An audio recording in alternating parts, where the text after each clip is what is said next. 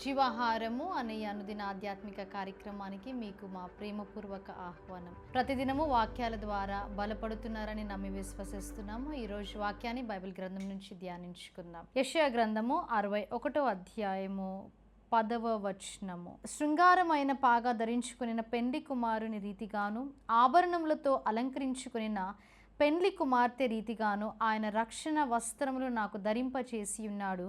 నీతి అను పైబట్టను నాకు ధరింపచేసి ఉన్నాడు. కాగా యెహోవాను బట్టి మహా ఆనందముతో నేను ఆనందించుచున్నాను. ఇక్కడ మనము చూసినట్లయితే యెషయా నేను యెహోవాను బట్టి, ఈ లోకాన్ని బట్టి కాదు, లేదా లోకము నాకు దయచేసిన వాటిని బట్టి కాదు, కానీ నేను దేవుని బట్టి మహా ఆనందముగా ఉన్నానని. ఎందుకనగా ఆయన రక్షణ వస్త్రములు అలాగే నీతి అని పైబట్టను నాకు ధరింపచేసి ఉన్నాడు. కాబట్టి నేను చాలా సంతోషముగా మహా ఆనందముగా ఉన్నానని ఇక్కడ చెప్పడం మనము చూస్తాం. అలాగే చెరలో ఉన్న ఇశ్రాయేలీయులకు కూడా ఆయన ఒక నిరీక్షణను కలగజేయుచున్నాడు. అదే 61వ అధ్యాయము 3వ వచనం మనం చూసినప్పుడు, సియోనులో దుఃఖించు వారికి ఉల్లాస వస్త్రములు ధరింపచేయుటకును. దుఃఖించు వారికి, శ్రమలో ఉన్న వారికి, చెరలో ఉన్నవారు మరి ఎంతగానో వారు బాధలో ఉన్నారు కాబట్టి, మరి వారు సమస్తమును కోల్పోయిన స్థితిలో ఉన్నారు కాబట్టి, బాధతో దుఃఖముతో మూలుగుచున్నారు కాబట్టి వారికి ఒక నిరీక్షణను కలుగచేయుచున్నాడు. ఇక్కడ వాక్యంలో మనం చూసినట్లయితే, బూడిదకు ప్రతిగా పూదండను, దుఃఖమునకు ప్రతిగా ఆనంద తైలమును, భారభరితమైన ఆత్మకు ప్రతిగా స్తుతి వస్త్రమును వారికి ఇచ్చుటకు ఆయన నన్ను పంపి ఉన్నాడని మరి వారిని అక్కడ వాక్యము ద్వారా బలపరచడం మనము చూస్తాం. ఉల్లాస వస్త్రములు అంటే భారభరితమైన వస్త్రములు కాదు, లేదా దుఃఖముతో కూడిన వస్త్రములు కాదు, లేకపోతే మరి శ్రమతో కూడినవి కాదు, కానీ ఉల్లాస వస్త్రములు ధరింప చేయడానికి మరి దేవుడు ఆయనని అక్కడికి పంపించి ఉన్నాడని అక్కడ ఆయన చెప్పడం మనము చూస్తాం. మన జీవితంలో కూడా దేవుడు సంతోషముని దయచేసే దేవుడిగా ఉన్నాడు, నెమ్మదిని దయచేసే దేవుడిగా ఉన్నాడు, మన బాధను తొలగించి వేసే దేవుడిగా ఉన్నాడు. ఆయన కూడా మనకి ఒక వాగ్దానము దయచేశాడు. అక్కడ ఇశ్రాయేలీయులకి ఎలాగైతే మరి ఉల్లాస వస్త్రములు ధరింప చేస్తానని వాగ్దానము దయచేసి ఉన్నాడో, మనకి కూడా దేవుడు ఒక వాగ్దానముని దయచేసి ఉన్నాడు. లూకా సువార్త 24వ అధ్యాయం 49వ వచనంలో మనము చూసినప్పుడు ఆయన మనకు శక్తిని దయచేసే దేవుడిగా ఉన్నాడు.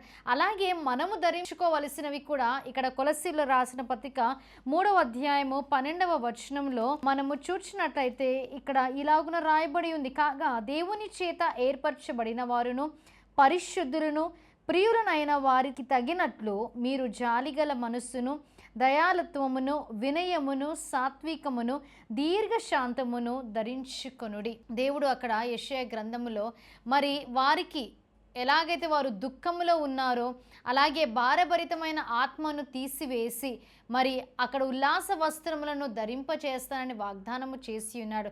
అలాగునే మనము ధరించుకోవలసినవి కూడా ఆయన చెప్పినట్లుగా మనము ధరించుకోవలసిన అవసరం ఉంది. దేవునిపై పూర్తిగా ఆధారపడే వారముగా మనము ఉండవలసిన అవసరం ఉంది. ఇక్కడ ఆయన మహా ఆనందముతో నేను ఉన్నాను అని చెప్పుచున్నాడు. అదే విధముగా మనము కూడా దేవుని అంగీకరించిన వారముగా ఉన్నాము కాబట్టి దేవుని బట్టి మన పరిస్థితులు ఏ విధముగా ఉన్నా మనము సంతోషముగా ఉండవలసిన అవసరమై ఉంది. అందుకే దావీదు మరి ఆయన రాసిన కీర్తనలో 116వ అధ్యాయంలో మరి దేవుడు నన్ను సమస్తము నుంచి విడిపించి ఉన్నాడు, బాధ నుంచి, కరువు నుంచి, మరణము నుంచి, కట్ల నుంచి ఆయన విడిపించి ఉన్నాడు.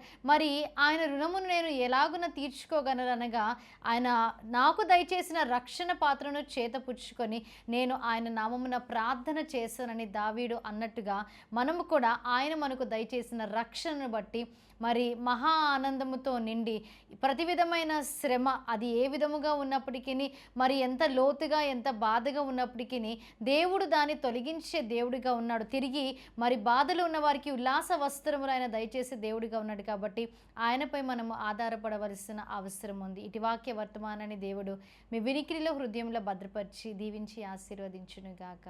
ఆమేన్. ప్రార్థన చేసుకుందాం.